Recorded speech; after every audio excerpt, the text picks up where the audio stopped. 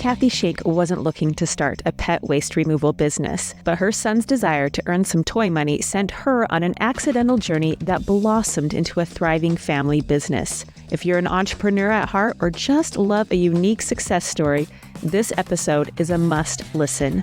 This is Career Chats with Cathi and Robin.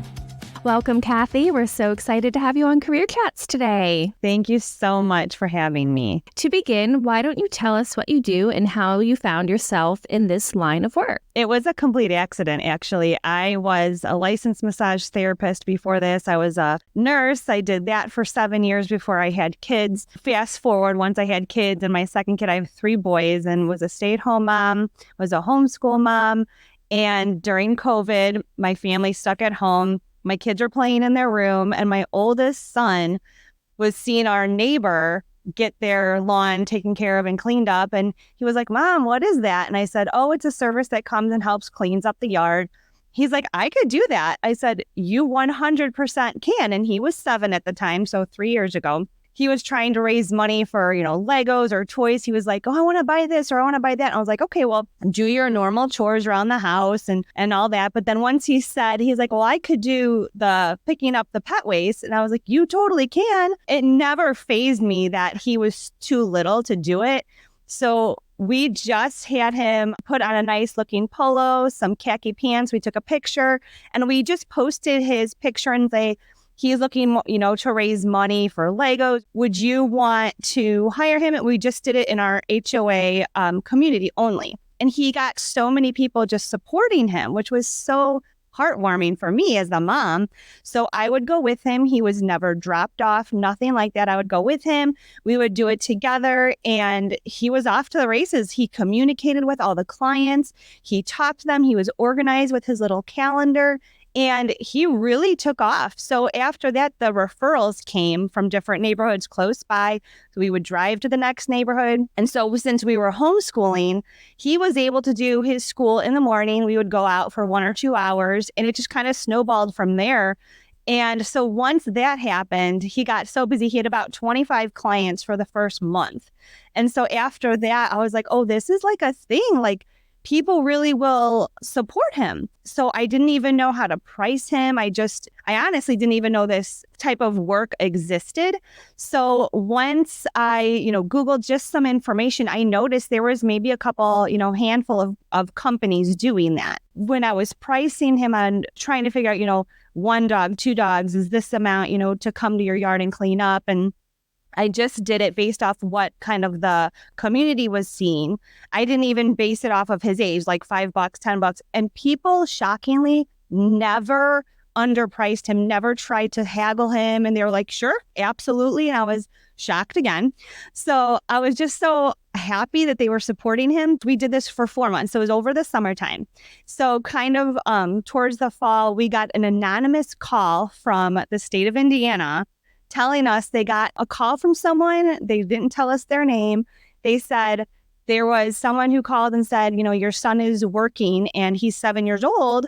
He can't be working. In Indiana, you have to be 14. I said, "Well, yes, I'm with him. And one, what do you do about all the kids who shovel, who rake leaves, who are mowing lawns, who are babysitting and left home by themselves, clearly under the age of 14? And she never had a good answer. She's like, "Well, this is the rules and this is the law." And I was like, "Okay, well, could my husband and I take over? We'll take all of his information off so there's no minors." And they said, "Sure." And I said, "Okay, so that's kind of our loophole to kind of keep it going." So what happened was we talked to my son. We let him know, "Hey, like, this can't be happening anymore for you to be on the property physically. For us to keep it going, like, Dad and I will take over. How do you feel about that? Are you okay?" He was bummed. He is kind of, "Well, why? Why can't I do that?" And so we had to explain it to him. So that's kind of how my husband and I kind of got thrown into it, and we just got doing it more full time.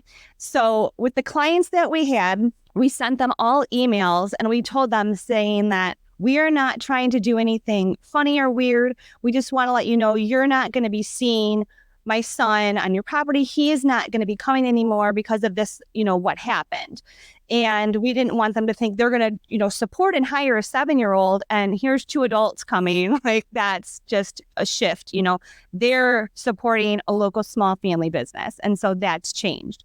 So they were all still very supportive. No one dropped. And they said, we still want you to come service our yards, service our properties.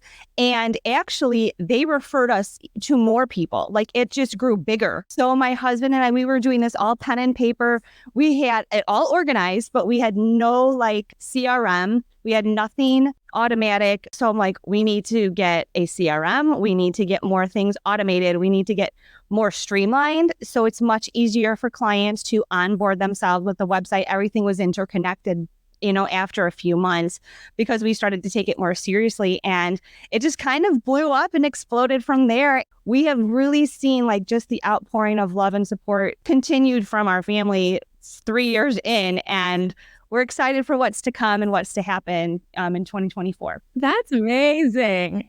I love just how much you empowered your child to do that in the first place. So now that you're sort of in the swing of things, what does a typical day on the job look like? We're operating 5 days a week, and we do have a regular schedule. So we have 25 to 30 clients that we see every single day. Our CRM we use to notify them when we're on the way. They will receive, 5 minutes away, 10 minutes, 15 minutes. So they know when we're about to arrive on their property. Once we get there, we make sure there's no dogs in the yard just for safety. So once the yard is free and clear of the animals, we could walk in and clean up. We bag it and we take it with us and haul it away. So it's not even left on their property. I have to know, as a dog owner myself, do you have special tools, or is this just grab the bag? No, we don't do anything with our hands. We have a long rake and a long shovel, and we scoop it in there. We put it in a bucket, like a 5-gallon bucket in a bag, and tie it up, and we nothing with our hands. It's never dirty, which is kind of funny. You would think this is a dirty job. It's not really. We never touch anything. Right. Yeah. So who's going out now? You and your husband, or what's that look like? We have techs now. So it's myself and some techs who also go out. My husband is very much helping on the back end. So anything with invoicing, anything on the back end with payroll and the schedule and routing, he takes care of all of that on the computer. Okay. So what kind of certifications or requirements are needed for having a small business like this? We want it to be an LLC. So we have licensing, we are insured, we have company vehicles and trucks, and all of that is insured. And everyone is background checked for our techs. So we do it the right way. So what's your favorite part of the job? I really love meeting the clients.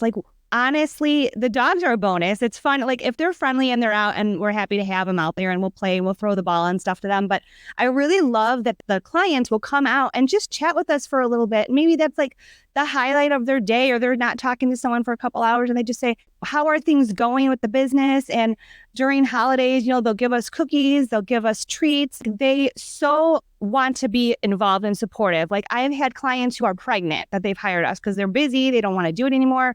It's too much. And so once they have their first baby, we like to give them little baby gifts, for their first baby. And so it's watching their family grow up. I've been with these families for 3 years, and I've seen from pregnancy up to a 3-year-old, toddling in the yard. And it's just amazing to see the growth of it, and just the connection, and just having those fun communications and the talking and joking around, and just when they get a new puppy, even it's just nice that we're not just another service that comes and goes. We just truly love those relationships we build with them. It sounds so special.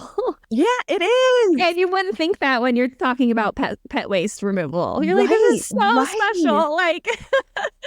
Yes. And being outside in nature and getting to know these clients has been a true blessing. I love it so much. It's so fun. Now, we always have to ask, what's your least favorite part of the job? Probably bringing everything to the dumpsters. Those 30 plus bags, and it's all in the back of the truck. So we daily, drop it off, but that's a lot. Yeah. That's fair. That's a fair answer. So what kind of personalities do you think would thrive in a similar day-to-day work environment? I think someone who could be outgoing, who really loves to serve the community, who has a heart to just give and give back. That is so important to us. We have many clients who are elderly, who are recovering from surgery, who are blind, who physically they can't even do the picking up after their animal. And they shouldn't have to not have that pet, and they shouldn't have to not have that experience just because they're too busy or they can't do it. Someone who is willing to kind of go above and beyond would be an ideal person that works in this field. Obviously, this is a pretty specific small business you've created, and the story is very unique. But I'm imagining that, we may have listeners all across the nation who are thinking, my neighborhood, my community, they could probably really use something like this. So what would you tell someone who's thinking, maybe this is something I can do where I live? I encourage it. You have DoorDash. You have people come in and they're cleaning your house. You have a lawn service, like the extra added service to say, hey, if I don't have the time or if I can't physically do it, there is some service out here that can help me, that is allowed to come and do it. It is a needed service. It truly is. After doing this for 3 years, it is not just people who are busy. Like I said before, it's people of all walks of life who need the service. Blind, they're recovering from surgery. We've had clients that maybe just pick us up for a couple of weeks or a few months while they recover. I think it's getting more normal to have this service. Services are out there to help if you're busy or if you're doing other things. And I encourage it. I really hope this becomes more of the norm. It's absolutely attainable for anybody. It's a very low barrier to entry and anyone can do it. There you go. So how does this job fit within a projected career path for like you and your family? Is this what you plan on doing for a long, long time now? Is there an obvious next step that you hope to take? Yes. So actually we are growing. We're going to be having 2 different locations and we do see this long term. Like the goal is my husband will work with us full time. This will be a family business so that we'll do this together. We are not operating like heavy volume. I still want to know my clients. I meet and greet every single one of them. I'm not too busy to talk to them. I'm not like, okay, I gotta go. It's been 2 minutes and I gotta leave. Like we have that as our most important. So I really hope more people do this and get involved in it. What would you say are like the top 2 or 3 perks of this job? 100% the freedom and the flexibility. The flexibility for me and them, I really like, and the freedom of just running our own business. It's something I've never done before. My husband has the business background. He's done that with college and stuff, but I've done nursing, I've done massage therapy, I've done different jobs, since I was 16, and I was always on someone else's schedule and time. This whole experience has opened my eyes. I'm like, I can never go back. And I love that there's no cap, right? There's no one to say, you have to stop at X amount of clients. I'm like, you could just keep going. And like, there's no one to say no. I never thought I'd meet someone with so much enthusiasm for pet waste removal. If there was one pearl of wisdom that you would give to people who are thinking of starting their own small family business, what would it be? 100% go for it. You have to at least try. Like you will never know until you try. And truthfully, I thought this would be a summer thing for my son. I never thought it would continue and I would be looking into this as a job. The options are surprisingly endless in this industry. And the more I've learned and the more I've read, and it's wild. Like it's not a known industry really. And I really encourage people to get out there and do it. And any job, it doesn't have to be pet waste. You just have to go for it and try. And like, there's never going to be a perfect time. It comes through so clearly how passionate you are. I think our listeners will have loved this episode with you. Thank you for being here today. This was so great and we really appreciate it. Yes, thank you. Thank you so much. Career Chats is hosted by Cathi Huddleston and Robin Coney. Show notes and guest info can be found on our website, careerchats.show. If you enjoyed this episode, we'd love you to subscribe and share this podcast with your friends. Until next time, stay curious.